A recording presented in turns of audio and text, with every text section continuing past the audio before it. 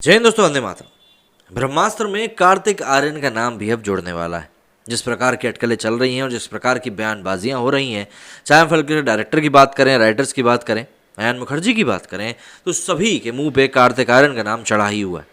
बस यहाँ पर दांव पेच कुछ ज़्यादा ही है।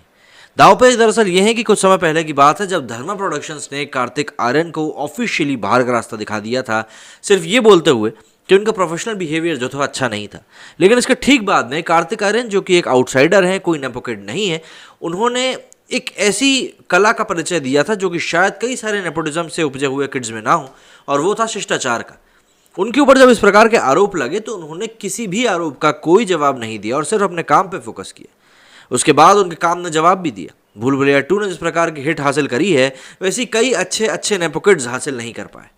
तो ऑब्वियस सी बात है, कार्तिक आर्यन के नाम का अगर जिक्र हो रहा है ब्रह्मास्त्र 2 को लेकर, तो ये बताता है कि मेकर्स अब इस मूवी को और ज़्यादा सक्सेसफुल बनाने के लिए कितने ज़्यादा लालेत हो चुके हैं। और ऑब्वियस सी बात है, एक बार इंसान जो जल के काम कर चुका है उसको दोबारा नहीं करेगा। मतलब दूध का जला छाछ भी फूक फूक कर पीता है। तो ब्रह्मास्त्र पार्ट 1 से जो कंट्रोवर्सीज जुड़ी थी, जिस बात से लोगों को समस्या हुई थी, ऑब्वियस सी बात है सेकंड पार्ट में उन सभी चीज़ों को दूर करने की पूरी पुरजोर कोशिश करी जाएगी। बस समझने वाली बात यह है कि कार्तिक आर्यन को जोड़ लेने से क्या इस मूवी के पाप धुल जाएंगे, ये एक बड़ा सवाल है। क्योंकि कार्तिक आर्यन को जो पब्लिक सपोर्ट मिला हुआ है, वो पब्लिक सपोर्ट कहीं ना कहीं उनके आउटसाइडर वाली छवि के कारण भी मिला हुआ है।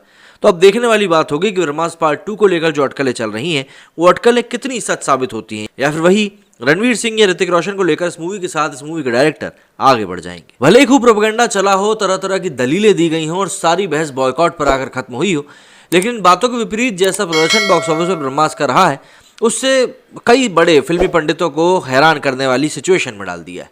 तमाम फिल्म समीक्षकों की बोलती बंद हो गई है। ब्रह्मास्त्र पार्ट 1 शिवा के बल पर करण जौहर वो करने में कामयाब हुए जिसकी आस बदहाली में डूबते बॉलीवुड को लंबे समय से थी।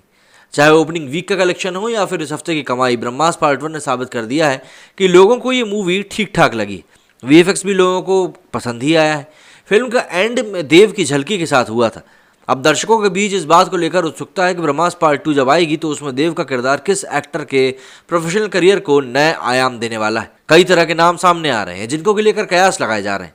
फिल्म की रिलीज से पहले खबर तो ये भी आई थी कि करण जौहर ने इस मेगा प्रोजेक्ट के पार्ट 2 के लिए ऋतिक रोशन को अप्रोच किया है।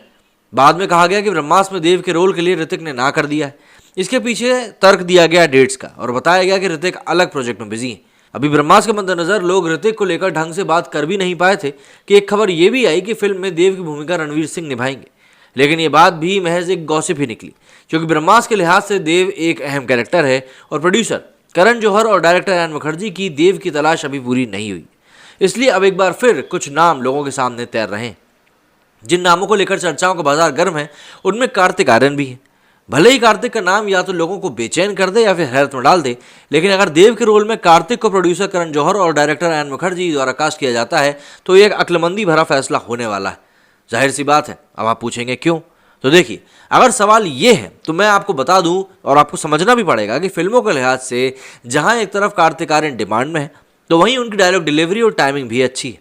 कह सकते हैं कि अगर कार्तिक करण जौहर के इस प्रोजेक्ट में एंट्री लेते हैं तो वो रणवीर से 19 नहीं निकलेंगे बल्कि 20 ही होंगे। और हो सकता है कि एक सुपर हीरो की इमेज में कार्तिक को देखकर कुछ लोग सवाल भी उठाएं। कह दिया जाएगा कि कार्तिक सुपर हीरो की छवि में फिट नहीं बैठते। तो ऐसे लोगों का ध्यान हम स्पाइडरमैन जैसी फिल्म की तरफ ले आना चाहेंगे। 2002 में स्पाइडरमैन में अमेरिकन एक्टर टोबी मैगवायर ने स्पाइडरमैन की भूमिका निभाई थी। अगर हम स्पाइडरमैन को याद करें तो उसमें टोबी के रोल को देखें तो फिल्म के एक हिस्से में मैगवायर बिल्कुल साधारण से युवा थे।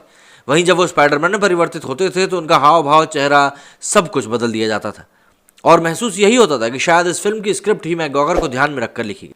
अगर आज भी हम स्पाइडरमैन को याद कर रहे हैं तो उसकी एक बड़ी वजह मैगवायर ही है।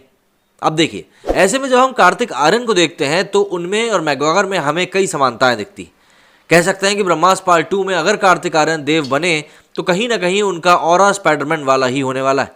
अगर कार्तिक शिवा बनते हैं तो यकीनन एक तरफ जहां वो आम से इंसान के रूप में कमाल करेंगे, तो वहीं जब वो फिल्म में उनका हिस्सा निभाएंगे जिसमें कि वो सुपर हीरो बनेंगे, तब वहां भी उनकी एक्टिंग देखने ही लायक होगी। हालांकि कार्तिक और करण जौहर के रिश्ते या ये कहें कि तनातनी किसी से छिपी हुई नहीं है, लेकिन जैसा कि इस समय मौजूदा वक्त है और जिस तरह दर्शकों ने बॉयकॉट का बिगुल फूंक रखा है, करण की मजबूरी है कि वो तमाम मनमुटाव को दरकिनार करते हुए कार्तिक से हाथ मिला ले। और कार्तिक देव के रूप में ब्रह्मास्त्र में दस्तक देते हैं तो ये फिल्म के लिए इसलिए भी फायदेमंद है क्योंकि कार्तिक उन लोगों में शुमार हैं जो अब तक किसी भी विवाद या खेमेबाजी से दूर हैं और सिर्फ अपने काम पर फोकस कर रहे हैं। तो यहाँ पर एक तीर से दो निशानों का काम कर सकता है कार्तिक आर्यन का बाण इस समय करण जौहर एंड कंपनी के लिए, क्योंकि ब्रह्मास्त्र पार्ट 1 ने ठीक ठाक लागत निकाल ली है, भले ही वो हिट ना हो पाई हो लेकिन ठीक ठाक तरीके से उसने कमाई कर ली है।